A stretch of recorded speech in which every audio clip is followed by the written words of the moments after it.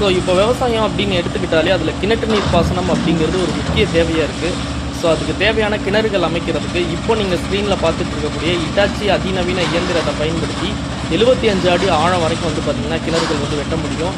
Almost உங்ககிட்ட கிணறுகள் இருக்குது, அதை இன்னும் ஆழமாக தூர்வாரணும் அப்படின்னாலும் இந்த இயந்திரத்தை பயன்படுத்தி தூர்வார முடியும். ஸோ இதை வந்து பார்த்திங்கன்னா உங்களுடைய நண்பர் ஒருத்தர் கான்ட்ராக்ட் பேஸில் வந்து பார்த்திங்கன்னா பண்ணி கொடுத்துட்ருக்காரு. ஸோ அதனால் நீங்கள் வந்து ஒரு புதுசாக வந்து கிணறு வெட்டணும் அல்லது ஆல்மோஸ்ட் இருக்கக்கூடிய கிணறு வந்து இன்னும் ஆழமாக தூர்வாரணும் அப்படின்னா கண்டிப்பாக இவங்களை வந்து காண்டாக்ட் பண்ணுங்கள். இவங்க வந்து பார்த்திங்கன்னா பெஸ்ட்டு ப்ரைஸில் வந்து பார்த்திங்கன்னா சீக்கிரமாக வேலையை முடிச்சு கொடுத்தாங்க. ஸோ இப்போ விவசாயம் அப்படின்னு எடுத்துக்கிட்டாலே அதில் கிணற்று நீர் பாசனம் அப்படிங்கிறது ஒரு முக்கிய தேவையாக இருக்குது. ஸோ அதுக்கு தேவையான கிணறுகள் அமைக்கிறதுக்கு இப்போ நீங்கள் ஸ்க்ரீனில் பார்த்துட்டு இருக்கக்கூடிய இட்டாச்சி அதிநவீன இயந்திரத்தை பயன்படுத்தி 75 அடி ஆழம் வரைக்கும் வந்து பார்த்திங்கன்னா கிணறுகள் வந்து வெட்ட முடியும்.